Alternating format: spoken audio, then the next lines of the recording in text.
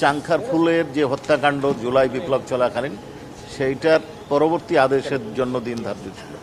পরবর্তী আদেশ দান অর্থাৎ হচ্ছে যে সমস্ত আসামি পলাতক ছিলেন তাদের বিরুদ্ধে কগনিজেন্স নেওয়া হয়েছিল, গ্রেপ্তারি পরোয়ানা জারি হয় নাই মর্মে রিপোর্ট আসার পর পত্রিকা বিজ্ঞপ্তি দেওয়া হয়েছিল।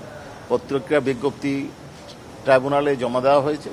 পরবর্তী তারিখ 29শে জুন চার্জ হিয়ারিংয়ের জন্য নির্ধারণ করা হয়েছে।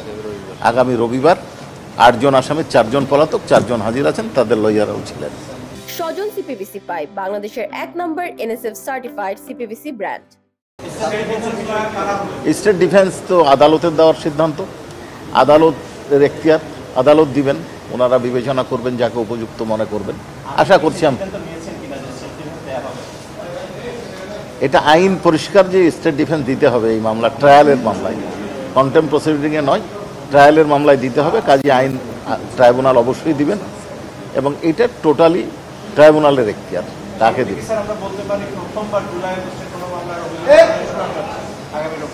হ্যাঁ, নিঃসন্দেহে বলতে পারি। জি না বলেছি জি আচ্ছা, আগামী 29শে জুন এই মামলায় অভিযোগ গঠন শুনানির জন্য দিন ধার্য করা হয়েছে এবং আজকে স্টেট ডিফেন্স ট্রাইব্যুনাল নিয়োগ করবেন। স্যার, ট্রাইব্যুনাল রুলসে আছে জি স্টেট ডিফেন্স নিয়োগ দেওয়ার পর যাকে নিয়োগ দেওয়া হবে অন্তত 15 দিন 3 সপ্তাহ সময় দিতে হবে, ট্রাইব্যুনাল রুলসে আছে।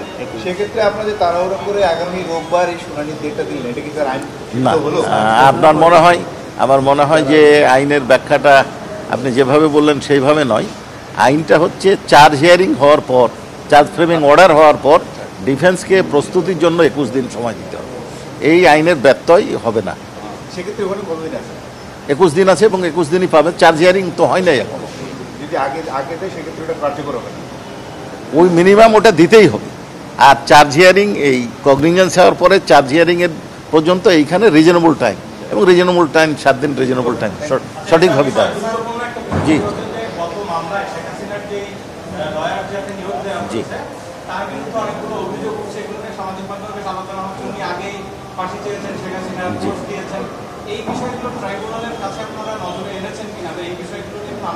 দেখেন, ট্রাইব্যুনাল তো আজকে প্রকাশ্যই ছিল, আপনারা উপস্থিত ছিলেন।